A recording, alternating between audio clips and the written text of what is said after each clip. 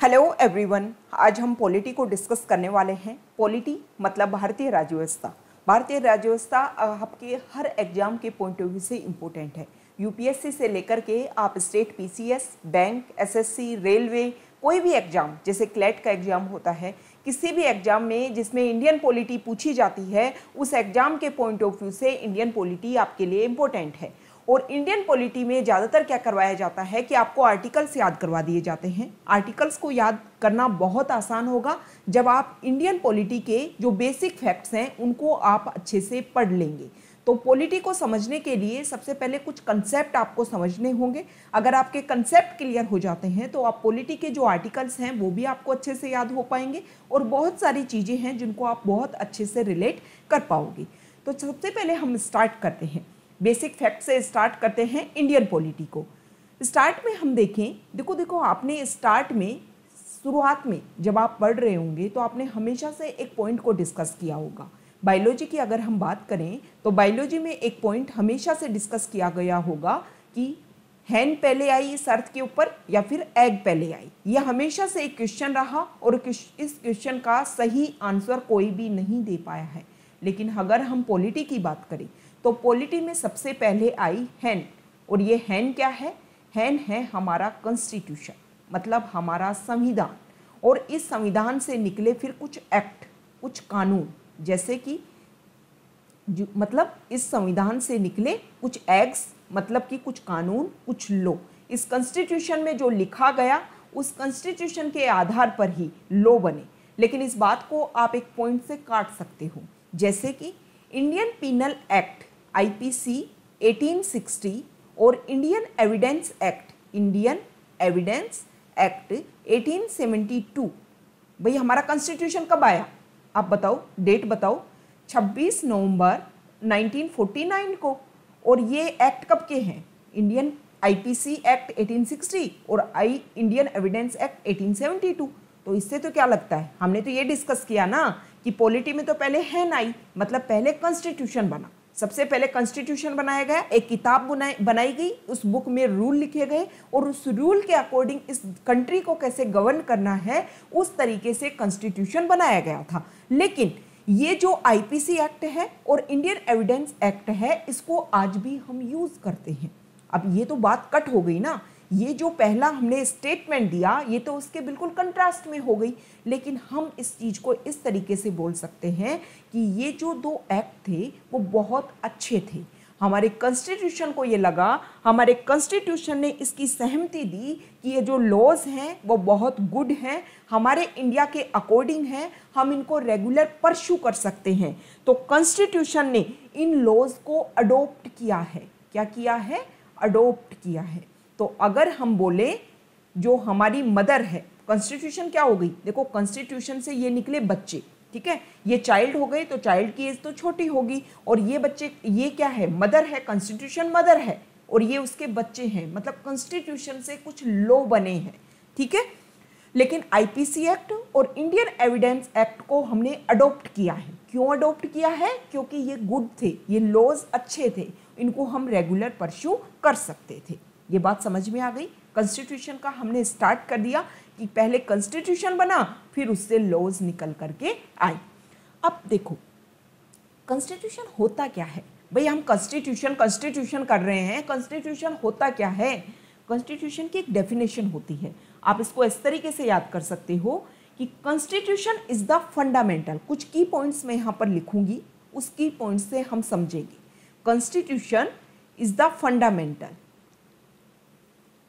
Constitution is the fundamental, ठीक है। Constitution is the fundamental and the organic law. Second point है organic law. Organic law, ये points क्यों लिख रही हूं, अब आगे आपको क्लियर होगा कि ये पॉइंट्स जो हैं वो हमारे लिए कितने इंपॉर्टेंट है। Constitution is the fundamental and the organic law of the nation that establishes the conception, that establishes the conception, character and organization of the government of the government, ठीक है, as well as determine the extent of sovereign power and manner in which this power has to be exercised. मतलब क्या बोला गया है constitution में? Constitution जो है वो हमारी गवर्नमेंट के क्या क्या बेसिक फीचर्स हैं, हमारी कंट्री के क्या क्या बेसिक फीचर्स हैं, उनके बारे में भी बताता है। फिर हमारी जो गवर्नमेंट बनती है उसके बारे में भी क्लियर करता है।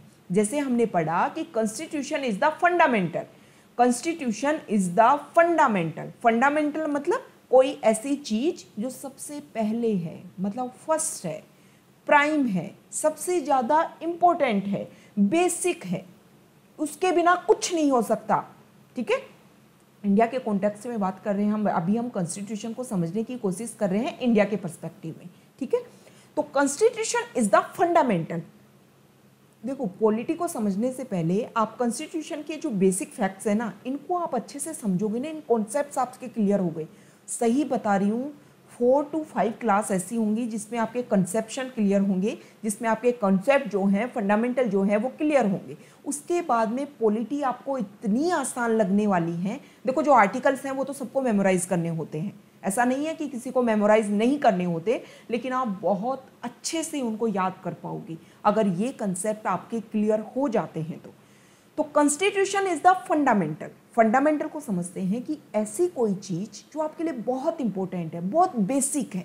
जैसे कि हम ह्यूमन बीइंग की बात करते हैं तो सबसे बेसिक नीड की क्या बात करते हैं? जब भी गवर्नमेंट कुछ काम करती है तो रोटी कपड़ा मकान आपकी बेसिक नीड है। एक ह्यूमन को सर्वाइव करने के लिए बेसिक नीड क्या है? रोटी कपड़ा मकान। उसी तरीके के लिए इस कंट्री को चलाने के लिए जो कॉन्स्टिट्यूशन है वो बेसिक है। मतलब इस कॉन्स्टिट्यूशन जो है वो बेसिक है, प्राइम है, सबसे फर्स्ट है, सबसे फंडामेंटल है। मतलब जो भी हमारे इंडिया में कुछ भी हो रहा है उसका फाउंडेशन कहाँ है? कॉन्स्टिट्यूशन में है। तो ये पॉइंट क्लियर हुआ आपके, ठीक है। सेकंड है ऑर्गेनिक। ऑर्गेनिक क्या होता है? ऑर्गेनिक मतलब जिसमें एलिमेंट ऑफ लाइफ हो। एलिमेंट ऑफ लाइफ क्या होता है? लाइफ क्या होता है? जब आप स्टार्ट में आपने साइंस पढ़ना स्टार्ट किया होगा तो आपने 2 टर्म्स पढ़ी होंगी, लिविंग और non living. Living and non living, इनमें मेजर डिफरेंस क्या था? देखो, जो लिविंग सब्जेक्ट होते हैं वो समय के साथ चेंज होते हैं, ठीक है। नॉन लिविंग क्या होते हैं? नॉन लिविंग में कोई चेंज नहीं होता। नॉन लिविंग जो होते हैं वो वैसे के वैसे रहते हैं। जैसे आप अपने घर में, आप ह्यूमन बीइंग हो, समय के साथ में आप बच्चे थे, बड़े हुए और धीरे धीरे ओल्ड एज को भी गेन करोगे। उसी तरीके से आपने देखा होगा आपके घर में कुछ मटेरियल है, जैसे कोई टेबल है, वो पहले भी वैसी थी, आज भी वैसी है और आज के 10 साल बाद भी वैसी ही रहेगी। तो ये मेजर डिफरेंस है लिविंग एंड नॉन लिविंग जो सब्जेक्ट्स हैं उनमें। मेजर डिफरेंस आपके समझ में आ गया लिविंग और नॉन लिविंग को लेकर के। तो जो हमारा कॉन्स्टिट्यूशन है वो ऑर्गेनिक है, मतलब लिविंग एलिमेंट है। अब आप कैसे बोल सकते हो कि कॉन्स्टिट्यूशन तो एक बुक है भाई, लिविंग एलिमेंट कैसे हो गया? किताब थोड़ी ना बढ़ती है, बढ़ती है। आप बुक जब देखते हो ना, बुक जब देखते हो तो आप हमेशा देखते होगे 3 साल पहले बुक थी, उसका फर्स्ट एडिशन आया होगा, 3 साल बाद में जो बुक है वो आप देखते होगे उसका सेकंड एडिशन, मतलब उसमें कुछ चेंजेस हुए हैं, कुछ उसमें बदलाव हुआ है। उसी तरीके से हमारा कॉन्स्टिट्यूशन जो है वो भी लिविंग एलिमेंट है, मतलब उसमें भी समय के साथ में बदलाव होते हैं। अब कैसे बदलाव होते हैं ये आपको पता करना है। कॉन्स्टिट्यूशनल अमेंडमेंट एक्ट के थ्रू, भाई हमारा कॉन्स्टिट्यूशन जब बना था तो उसमें क्या था? उसमें 8 शेड्यूल थी। अब प्रेजेंट टाइम में कितनी शेड्यूल है? 12 शेड्यूल है। समय के साथ चेंज हुआ ना, जितने प्रोविजन थे, जितने कॉन्स्टिट्यूशन थे, जितना चेंज था, जितना बेसिक था, उन सब में चेंज हुआ। चेंज होने के साथ में आज आप देखो बहुत सारे कॉन्स्टिट्यूशनल अमेंडमेंट एक्ट आ गए हैं और उनमें क्या हुआ है? चेंज हुआ है। उस टाइम की परिस्थितियां अलग थी जब कॉन्स्टिट्यूशन को लिखा गया था, आज की परिस्थितियां अलग हैं, तो कुछ चीज़ों में चेंज किया गया। तो 2 पॉइंट समझ लिए कि कॉन्स्टिट्यूशन इज फंडामेंटल, मतलब जो भी चीज़ होगा वो कॉन्स्टिट्यूशन के आधार पर होगा, मतलब बेसिक है, हर चीज़ का बेसिक है कॉन्स्टिट्यूशन। दूसरा पॉइंट समझा ऑर्गेनिक, मतलब लिविंग एंटिटी है, समय के साथ में इसमें चेंज होगा। कैसे चेंज होगा? एक तो होगा कॉन्स्टिट्यूशनल अमेंडमेंट एक्ट के थ्रू, और दूसरा चेंज कैसे होगा? जुडिशरी इंटरप्रिटेशन, मतलब जुडिशियल कुछ चेंज करे। जैसे कि गवर्नमेंट ने कुछ लॉ बना दिया, लेकिन जुडिशरी ने बोला कि नहीं नहीं ये तो गलत है, ये ऐसे नहीं होना चाहिए, इसमें तो कुछ चेंज होना चाहिए। तो जुडिशियल एक्टिविज्म जिसको आप बोल सकते हो, इन दो तरीके से हमारे कॉन्स्टिट्यूशन में चेंज होता है। सेकेंड हमने देखा, constitution is the fundamental and the organic law of the nation that establishes the conception. Conception मतलब होता है किसी चीज को कंसीव करना, किसी चीज को कंसीव करना मतलब किसी चीज की फाउंडेशन रखना। अब हमारी जो सरकार है उसकी फाउंडेशन कैसे रखते हैं, ये क्या पढ़ रहे हैं हम, क्या स्टडी क्या कर रहे हैं हम कॉन्स्टिट्यूशन की कैरेक्टरिस्टिक देख रहे हैं कि कॉन्स्टिट्यूशन की वैल्यू क्या है, कॉन्स्टिट्यूशन क्या है। कॉन्स्टिट्यूशन एक बुक है, कॉन्स्टिट्यूशन एक बुक है, उसमें सारे लॉ लिखे हुए हैं, वो किस किस चीज़ के बारे में बताता है, मतलब कॉन्स्टिट्यूशन के जो कैरेक्टरिस्टिक हैं उनकी हम बात कर रहे हैं। कॉन्स्टिट्यूशन के जो कैरेक्टरिस्टिक्स हैं उनकी हम यहाँ पर बात कर रहे हैं। फंडामेंटल है मतलब बेसिक है, ऑर्गेनिक है, कंसेप्शन मतलब नींव रखता है। अब नींव किसकी रखता है, हमारी गवर्नमेंट कैसे बनती है, हमारी गवर्नमेंट को कैसे इलेक्ट किया जाता है, तो उसके लिए है इलेक्शन कमीशन। आर्टिकल 324 में इसके बारे में बताया गया है। तो आर्टिकल 324 एक इलेक्शन कमीशन है और इलेक्शन कमीशन क्या करता है, चुनाव करवाता है। तो ये कहाँ का बताया गया है, कॉन्स्टिट्यूशन में बताया गया है भाई। सेकंड है कैरेक्टर बताता है, हमारी जो गवर्नमेंट है, हमारा जो नेशन है वो कैसा है उसके बारे में बताता है। तो हमारा नेशन कैसा है, कैसा है हमारा नेशन, हमारा नेशन सेकुलर है, हमारा नेशन डेमोक्रेटिक है, हमारा नेशन सॉवरिन है। ये सारी चीज़ें कहाँ पता चलती हैं आपको, कहाँ पता चलती हैं ये सारी चीज़ें आपको, कॉन्स्टिट्यूशन में पता चलती हैं। और कॉन्स्टिट्यूशन में भी कहाँ पता चलती हैं, प्रीएम्बल में पता चलती हैं ये सारी चीज़ें आपको। तो ये सारी चीज़ें कॉन्स्टिट्यूशन में लिखी गई है ना। नेक्स्ट है ऑर्गेनाइजेशन। ऑर्गेनाइजेशन मतलब हमारी गवर्नमेंट जो है वो कैसी होगी, समझ में आ रहा है। ऑर्गेनाइजेशन का मतलब फॉर्म ऑफ गवर्नमेंट कैसी होने वाली है। फॉर्म ऑफ गवर्नमेंट को आप समझा आपने, यहाँ देखो एक ड्रॉ करती हूँ मैं आप यहाँ पर, आपको यहाँ से आपको समझ में आएगा। देखो ये देखो, ये है जुडिशरी, ठीक है,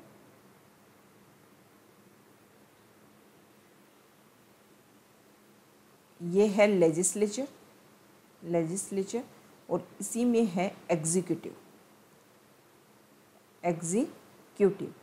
और यहाँ पर हैं हमारे head of state. Head of state कौन होते हैं, president, head of state president.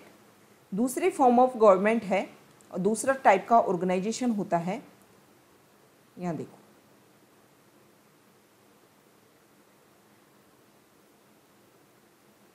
ये है लेजिस्लेचर, ये है एग्जीक्यूटिव और ये है जुडिशरी। तीनों हो गए अलग अलग, और यहाँ पर head of the state president. अब आपको बताना है कि इन दोनों में अंतर क्या है। इन दोनों में आपको देखने से, आपने जब बचपन में आप इन चीज़ों में जब दो आपको इमेज दे रखी हैं उसमें आपको पूछ लिया जाए कि अंतर क्या है, तो आपको देखने पे पता चल रहा है कि यहाँ पर जो लेजिस्लेचर है उसी का पार्ट है एग्जीक्यूटिव और जुडिशरी अलग से है। यहाँ पर लेजिस्लेचर, एग्जीक्यूटिव और जुडिशरी तीनों अलग अलग हैं, मतलब तीनों में कुछ ना कुछ अंतर है, तीनों अलग हैं। ये कौन सी फॉर्म हो गई, फॉर्म ऑफ गवर्नमेंट, ये हो गया presidential form of government, presidential form of government. अब आपको बोल रहा होगा कि ये क्या चल रहा है भाई, ये पॉलिटी चल रही है। ये चीज़ें, इस वीडियो को आप 1 से 2 बार व्यू करोगे तब आपके ये सारी चीज़ें समझ में आएंगी। हमने ऑर्गेनाइजेशन, फॉर्म ऑफ गवर्नमेंट के बारे में डिस्कस कर रहे हैं हम। यहाँ पर आप देख रहे होगे कि लेजिस्लेचर जो है उसी का पार्ट है एग्जीक्यूटिव, मतलब executive is the baby of legislature. तो ये कौन सी फॉर्म ऑफ गवर्नमेंट है, ये है parliamentary form of government, parliamentary form of government. तो हमारे इंडिया में कैसी गवर्नमेंट है, कैसा ऑर्गेनाइजेशन है, तो ये हमारे इंडिया में है। और ये कहाँ पर है, ये यूएसए में फॉर्म ऑफ गवर्नमेंट है। ये हम धीरे धीरे जब पॉलिटी को और अच्छे से डिस्कस करेंगे तो हम ये धीरे धीरे अच्छे से व्यू करेंगे। अभी तो आप सिर्फ इतना समझो कि कॉन्स्टिट्यूशन सबसे बेसिक है, कॉन्स्टिट्यूशन वो लॉ है, constitution is the foundation, constitution is the fundamental और ऑर्गेनिक लॉ ऑफ लैंड या फिर कॉन्स्टिट्यूशन एक बड़ा कानून है और सभी कानूनों की माँ है, जननी है। सभी जो लॉज बने हैं उनकी जननी है कॉन्स्टिट्यूशन। ये पॉइंट एक तो आपको ध्यान में रखना है। सेकंड पॉइंट आपको क्या ध्यान में रखना है कि कॉन्स्टिट्यूशन के कुछ कैरेक्टरिस्टिक हैं कि कॉन्स्टिट्यूशन में क्या क्या बताया गया है। कॉन्स्टिट्यूशन बेसिक है, सभी कानून उसी से उत्पन्न हुए हैं, सिर्फ कुछ एक्सेप्शन है इंडियन पीनल एक्ट और इंडियन एविडेंस एक्ट को लेकर के। नेक्स्ट, कॉन्स्टिट्यूशन ऑर्गेनिक है, समय के साथ में कॉन्स्टिट्यूशन में चेंज हो रहा है। ठीक है, कंसेप्शन के बारे में बताता है कॉन्स्टिट्यूशन कि हमारी जो गवर्नमेंट है वो कैसे बनेगी। इलेक्शन कमीशन ऑफ इंडिया चुनाव करवाएगा, उसके बारे में बताया गया है। करेक्टर मतलब हमारी गवर्नमेंट कैसी है, हमारा स्टेट कैसा है, ये कौन बताएगा, ये कॉन्स्टिट्यूशन बताएगा। ठीक है, और ये कॉन्स्टिट्यूशन में बताया गया है। कहाँ बताया गया है, ये बताया गया है प्रीएम्बल में। नेक्स्ट है ऑर्गेनाइजेशन, हमारी जो गवर्नमेंट है वो कैसी है, किस फॉर्म की है। तो आपने देखा कि हमारे इंडिया में पार्लियामेंट्री फॉर्म ऑफ गवर्नमेंट है। ठीक है, तो ये सब कुछ कॉन्स्टिट्यूशन के बेसिक फैक्ट्स आपने देखे। और नेक्स्ट हम देखते हैं कॉन्स्टिट्यूशन के कुछ कैरेक्टरिस्टिक और देखते हैं। देखो जो कॉन्स्टिट्यूशन है ना वो बेसिक लॉ है। मतलब कॉन्स्टिट्यूशन, ये बार बार हम डिस्कस कर चुके हैं कि कॉन्स्टिट्यूशन वो कानून है जिसको वायलेट करके आप कुछ रख ही नहीं सकते। मतलब कोई भी आपकी ट्रेडिशन, आपके इंडिया में कोई भी ऐसी ट्रेडिशन जो आपको लगता है कि ये तो वायलेट कर रही है कॉन्स्टिट्यूशन को, उसको हटा दिया जाएगा।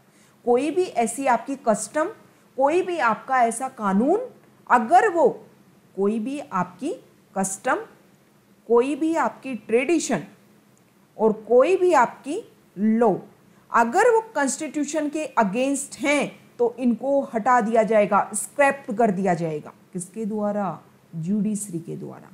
अब आपने ये देखा कि कुछ कस्टम जैसे कि डाउरी, जैसे कि चाइल्ड मैरिज, ये चलती हुई आ रही थी इंडिया में। इंडिया को लगा, जुडिशरी को लगा कि ये तो गलत है। कॉन्स्टिट्यूशन में तो ये लिखा गया है आर्टिकल 14 के तहत कि सभी राइट टू इक्वलिटी है, आर्टिकल 21 के तहत कि राइट टू लाइफ है। तो ये सारी जो कस्टम है वो तो हमें परेशान कर रही है। तो उन कस्टम को चेंज करने का काम किसका है, जुडिशरी का। क्या समझ में आया आपके बात कि कोई भी ऐसी कस्टम, मतलब सीधी सी बात ये है कि आप सुनार के पास जाते हो, सुनार को आप गोल्ड का कोई ऑर्नामेंट देते हो, सुनार एक पत्थर के ऊपर उस ऑर्नामेंट को घिसता है और फिर बताता है कि ये असली है या नकली है।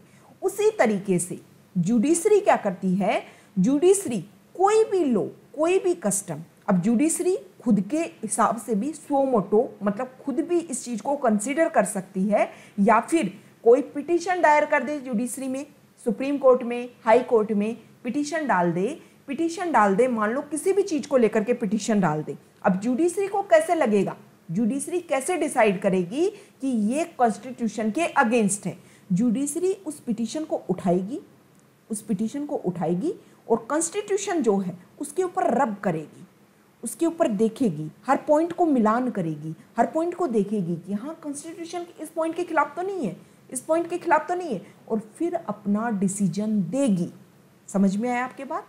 तो कौन डिसाइड करेगा कि कौन सी कस्टम सही है या गलत है, जुडिशरी डिसाइड करेगी। और कैसे डिसाइड करेगी, कॉन्स्टिट्यूशन के आधार पर डिसाइड करेगी। बात क्लियर हो गई। तो कोई भी कस्टम, कोई भी ट्रेडिशन, कोई भी लॉ अगर आपके कॉन्स्टिट्यूशन के खिलाफ है तो वो सरवाइव नहीं कर पाएगा। अब एक एक चीज को हम समझेंगे। कस्टम हमने देख ली, हमारे इंडिया में बहुत सारी कस्टम ऐसी हैं जिनको रेगुलर फॉलो किया जाता है। जैसे कि हमारे इंडिया में कस्टम और ट्रेडिशन की अगर हम बात करें तो जैसे आपने देखा कि हाजी अली दरगाह, शनि सिंगणापुर मंदिर, इनमें महिलाओं का जो प्रवेश है वो बैन था। वहाँ पर बोला जाता था कि महिलाएं तो अनटचेबल हैं, महिलाएं कैसे प्रवेश कर सकती हैं। तो अनटचेबिलिटी की बात हो गई, मतलब आर्टिकल 17 को आपने वायलेट कर दिया। आर्टिकल 17 में बोला गया है कि अनटचेबिलिटी क्राइम है। तो आपने जो फंडामेंटल राइट्स को जो वायलेट करे वो चीज़ एग्जिस्ट कैसे कर सकती है। जुडिशरी ने बोला कि इन मंदिरों में, इन दरगाहों में महिलाओं का प्रवेश सही है, महिलाओं को प्रवेश दिया जाना चाहिए। तो ये हमारी कस्टम एंड ट्रेडिशन थी, उसको ख़त्म किया गया जुडिशरी के द्वारा। किसके आधार पर, कॉन्स्टिट्यूशन के आधार पर। ठीक है, इसके अलावा बहुत सारी ऐसी हैं, जैसे कि इंस्टेंट ट्रिपल तलाक। देखो वैसे जो ट्रिपल तलाक है वो वैलिड है अगर किसी कारण से दिया जाता है, लेकिन मान लो घर में कुछ प्रॉब्लम हुई, झगड़ा हुआ और इंस्टेंट जो हस्बैंड है उसने बोल दिया तलाक तलाक तलाक, तो इसको जुडिशरी ने बोला कि ये गलत है, ये सही नहीं है। तो इस तरीके से जो कस्टम्स एंड ट्रेडिशंस हैं उनको ख़त्म किया गया। इसके अलावा बहुत सारी, जैसे अनटचेबिलिटी हो गया, डाउरी सिस्टम हो गया, सती प्रथा हो गया, मैनुअल स्कैंजिंग हो गया। मैनुअल स्कैंजिंग मतलब जो लोग हैं उनसे आप अपना जो मैला है उसको ढोहाया जाता है। अभी भी लोग क्या करते थे, जो अपना वेस्ट मटेरियल है उसको दूसरे लोग, ऐसे माना जाता था कि ये जो दूसरे लोग हैं, लोअर कास्ट के लोग हैं, ये इसको अपने सर के ऊपर इनको ख़त्म करेंगे, मतलब डिस्पोज करेंगे। तो ये आपकी जो राइट टू लाइफ है ना, आर्टिकल 21, राइट टू लाइफ ये नहीं है कि सिर्फ आपको जीवन, एक डिग्निफाइड जीवन जीने का भी अधिकार है आर्टिकल 21 के अंदर। तो ये मैनुअल स्कैंजिंग जो है वो आर्टिकल 21 के खिलाफ थी। जुडिशरी ने इसको देखा और लगा कि ये तो फंडामेंटल राइट्स के खिलाफ है, ख़त्म कर दिया। अब लॉ की बात करते हैं कि कौन से ऐसे लॉ हैं जिनको भी ख़त्म किया जुडिशरी ने। एनजेएसी एक्ट बना, एनजेएसी एक्ट। एनजेएसी एक्ट में क्या बोला गया कि जुडिशरी में जो अपॉइंटमेंट होते हैं उनमें पॉलिटिकल इंटरवेंशन होगा। जुडिशरी को लगा कि ये तो इंडिपेंडेंस ऑफ जुडिशरी जो है वो खतरे में है, जुडिशरी ने वायलेट कर दिया इसको। 99 जो कॉन्स्टिट्यूशनल अमेंडमेंट एक्ट है उसके थ्रू इसको इंट्रोड्यूस किया गया था एनजेएसी को, और गवर्नमेंट को इसको स्क्रैप करना पड़ा क्योंकि जुडिशरी ने बोला कि जो हमारा कॉन्स्टिट्यूशन है, जो हमारे बेसिक फैक्ट्स हैं, जो बेसिक फंडामेंटल है कॉन्स्टिट्यूशन के, उसके खिलाफ है एनजेएसी। सेकंड बात करते हैं सेक्शन 377। एलजीबीटी जो कम्युनिटी है उसके लिए पहले ये बोला जाता था कि सेम सेक्स के जो लोग हैं वो अगर शादी करते हैं तो वो एक क्राइम है, लेकिन बाद में जुडिशरी ने ये बोला कि नहीं, राइट टू लाइफ के तहत हर इंसान को ये हक है कि वो अपनी लाइफ किस तरीके से बिताना चाहता है। तो सेक्शन 377 को गवर्नमेंट ने क्या किया, जुडिशरी ने क्या किया, उसको वैलिड कर दिया। नेक्स्ट कुछ आईटी एक्ट 2000 के तहत सेक्शन 66A, उसके तहत भी कुछ प्रॉब्लम थी, उसको भी हटाया गया, जुडिशरी ने उसको भी हटाया। तो सीधा सा बात आपके ये समझ में आया कि कॉन्स्टिट्यूशन सबसे बेसिक है, जो चीज़ कॉन्स्टिट्यूशन के खिलाफ होगी उन सबको हटा दिया जाएगा। सीधी सी बात, आपको इन सारे डिस्कशन से एक पॉइंट आपको क्लियर होना चाहिए कि कॉन्स्टिट्यूशन इज बेसिक। जो भी कस्टम, जो भी ट्रेडिशन, जो भी लॉ कॉन्स्टिट्यूशन के खिलाफ होगा उसको हटा दिया जाएगा। अब ये जो चीज़ है ना, जो कस्टम, ट्रेडिशन और लॉ, ये कैसी होंगी, कैसे, अगर वो खिलाफ है या नहीं है। अब ऐसा नहीं है, कुछ चीज़ें हमें लगती हैं कि ये तो गलत है, लेकिन जुडिशरी को नहीं लगती। जैसे कि एथुनिशिया। एथुनिशिया क्या होता है, इसमें कोई पर्सन बिल्कुल ऐसे डाइड कंडीशन में है, तो उसमें ये बोला गया, ये पिटीशन दायर की गई कि उस इंसान को तिल तिल करके मारने से अच्छा है कि उसको डायरेक्ट तरीके से मार दिया जाए। लेकिन जुडिशरी ने बोला कि नहीं, ये तो गलत है। Active euthanasia is wrong but passive euthanasia is okay. अब ये किसने बोला, ये जुडिशरी ने बोला। तो ये हम पहले भी डिस्कस कर चुके हैं कि कौन सी ट्रेडिशन, कौन सी कस्टम, कौन सा लॉ हमारे कॉन्स्टिट्यूशन के अगेंस्ट है, ये डिसाइड कौन करेगा, जुडिशरी करेगा, और कॉन्स्टिट्यूशन पर रब करके करेगा। मतलब कॉन्स्टिट्यूशन वो बुक है, वो पत्थर है जिसके ऊपर हम डिस्कस करके, रब करके उस लॉ का जो भी ट्रेडिशन है उसको हम, उसकी जो खरापन है उसको हम जांच करेंगे कि हाँ ये सही है, इसको चलने दो, नहीं ये गलत है, इसको हटाओ, इसको स्क्रैप करो। तो ये हमने देखा किसके बारे में, कॉन्स्टिट्यूशन का जो बेसिक फैक्ट्स है उसके बारे में। कॉन्स्टिट्यूशन है क्या है कॉन्स्टिट्यूशन, ये देखा। नेक्स्ट जो कॉन्स्टिट्यूशन है, ये तो बेसिक पॉइंट देखिए। कॉन्स्टिट्यूशन जो है वो हमारे स्टेट, मतलब हमारी गवर्नमेंट और हमारे जो पीपल हैं उनके बीच में जो रिलेशन है उनको भी मेंटेन करता है। मतलब कैसे करता है, जैसे कि आप समझ सकते हो, हमारे जो वो है, यहाँ पर आप देखिए सिटीजनशिप, जो कॉन्स्टिट्यूशन है वो सिटीजन और स्टेट के बीच में जो रिलेशन है उनको रेगुलेट करता है। मतलब इन दोनों के बीच में रिलेशन कैसे होंगे, किस तरीके से मेंटेन किए जाएंगे, वो मेंटेन कौन करता है? कॉन्स्टिट्यूशन। मतलब कॉन्स्टिट्यूशन में ये बताया गया है कि इन दोनों का रिलेशन कैसे होने वाला है। जैसे कि सिटीजनशिप, सिटीजनशिप पीपल्स को दी जाएगी स्टेट के द्वारा, सिटीजनशिप इसके आधार पर रिलेशन होता है। दूसरा है फंडामेंटल राइट्स, फंडामेंटल राइट्स दिए हुए हैं पीपल को कि आपके कुछ राइट्स हैं, इसके तहत मतलब आपके जो राइट्स हैं उनको स्टेट भी आपसे छीन नहीं सकता है। ये जो राइट्स हैं इनको प्रिजर्व कौन करता है? कॉन्स्टिट्यूशन करता है। वैसे तो स्टेट देखो, स्टेट जो है वो अपनी मनमानी कुछ भी कर सकता है, कुछ भी इम्प्लीमेंट कर दे पीपल्स के ऊपर, लेकिन ऐसा नहीं होगा क्योंकि कॉन्स्टिट्यूशन में जो लिखा गया है उसको जुडिशरी इंटरप्रिटेट कर देगी और फिर जो भी अगर गलत तरीके से कोई लॉ बनाया जाता है उसको स्क्रैप कर दिया जाएगा। समझ में आई बात? सेकेंड हमने देखा फंडामेंटल राइट्स। थर्ड हम देखते हैं फंडामेंटल ड्यूटीज़। फंडामेंटल ड्यूटीज़ के आधार पर देखो हमें कुछ राइट्स दिए गए हैं तो ड्यूटीज़ भी हमारी दी गई हैं कि इन ड्यूटीज़ के आधार पर हमें हमारे कंट्री के लिए कुछ करना है, कंट्री के लिए जो भी हमारी बेसिक ड्यूटीज़ हैं उनको कंप्लीट करना है। तो ये भी कहाँ बताया गया है? कॉन्स्टिट्यूशन में बताया गया है। और हमारी गवर्नमेंट के लिए, हमारे कंट्री के लिए ये सारे काम हमें करने हैं। आ गई बात समझ में?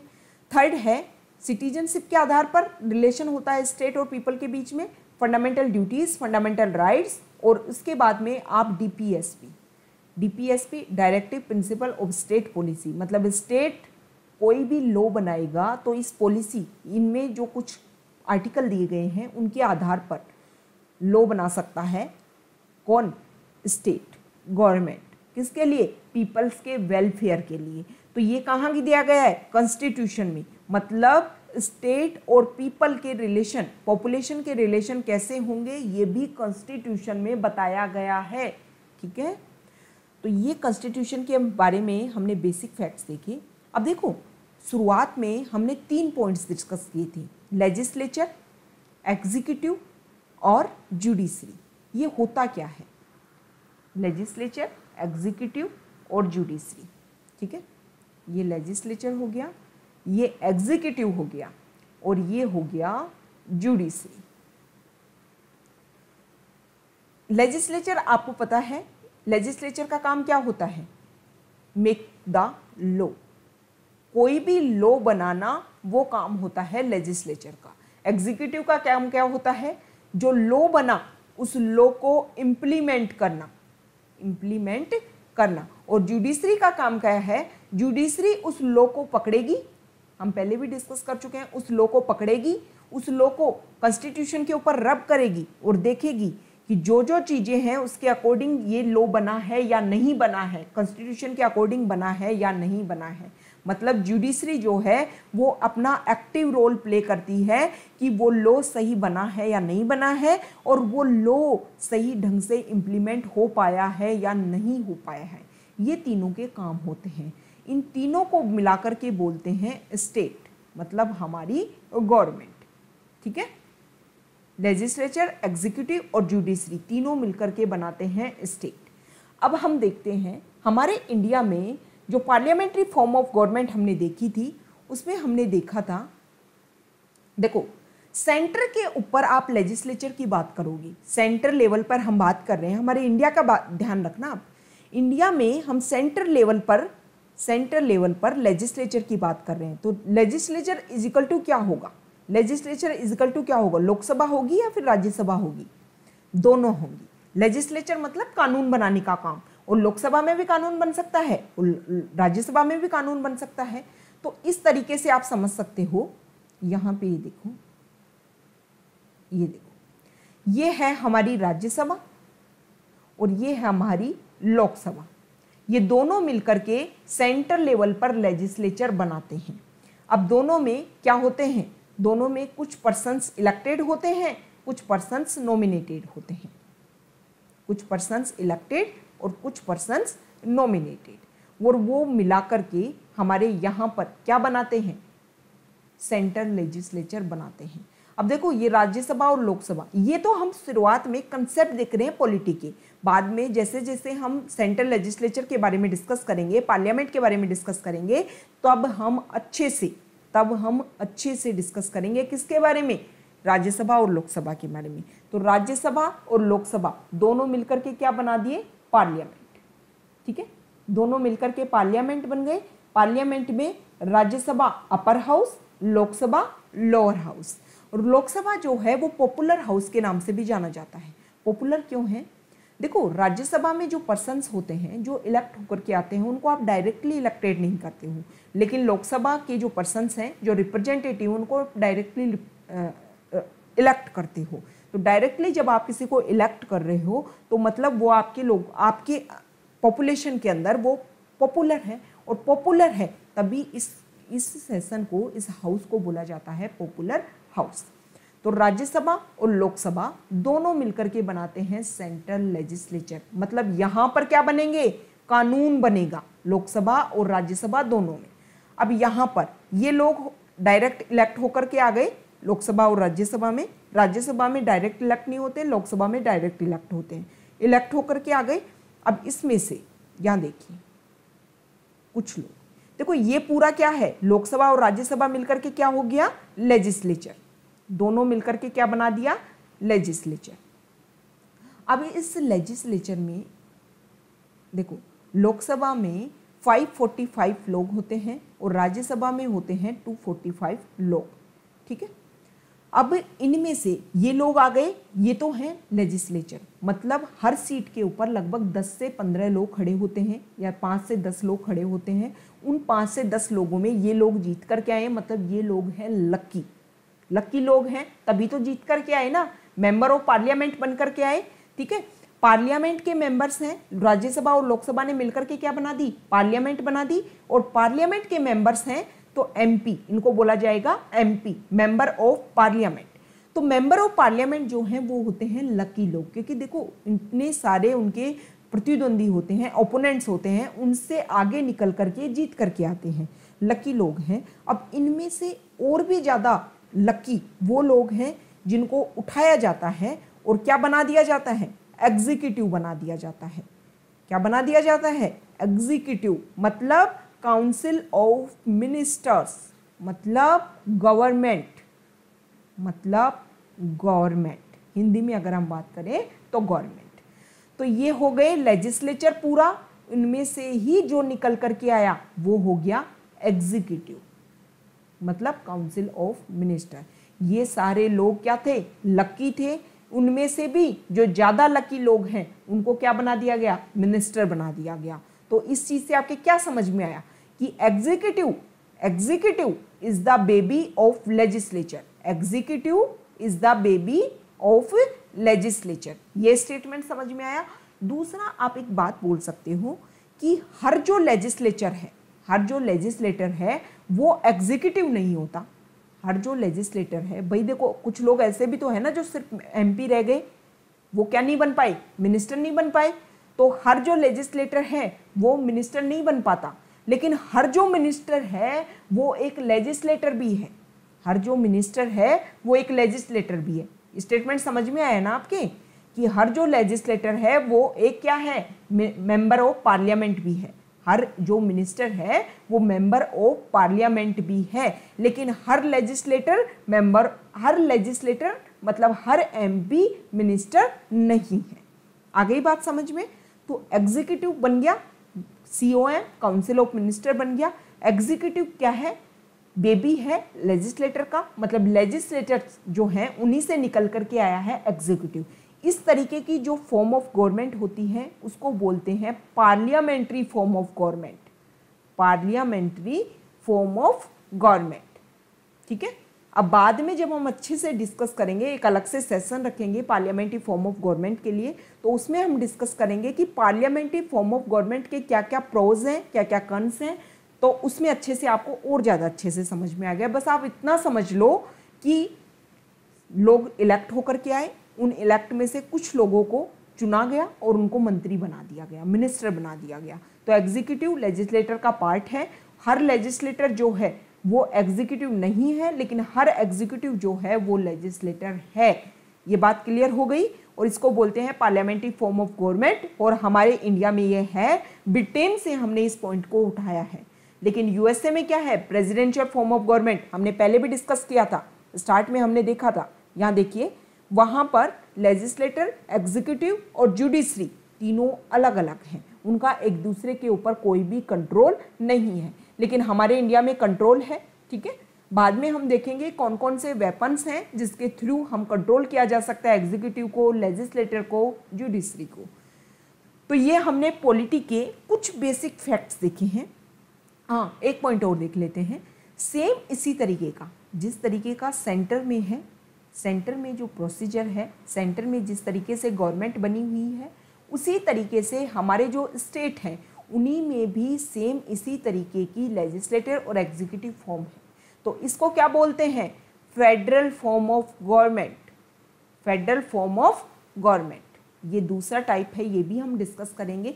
फेडरल फॉर्म ऑफ गवर्नमेंट क्या होता है कि आपके सेंट्रल लेवल पर जिस तरीके से आपने पावर दे रखी है उसी तरीके से आपने स्टेट्स को भी पावर दे रखी है। ठीक है, मतलब दोनों अपने अपने एरिया में क्या है, अपने अपने क्षेत्र में अपने अपने बादशाह हैं, और दोनों को जो पावर है वो सेंटर स्टेट को नहीं देता पावर। दोनों अपनी जो पावर है वो कॉन्स्टिट्यूशन से गेन करते हैं, मतलब सेंटर भी और स्टेट भी दोनों अपनी पावर जो है वो कॉन्स्टिट्यूशन से लेते हैं। तो इसको बोलते हैं फेडरल फॉर्म ऑफ गवर्नमेंट। ये हम आने वाले समय के साथ में डिस्कस करने वाले हैं। तो ये हमने बेसिक फैक्ट्स देखा है, कॉन्स्टिट्यूशन के बेसिक जो कॉन्सेप्ट हैं उनको डिस्कस किया है। ओके।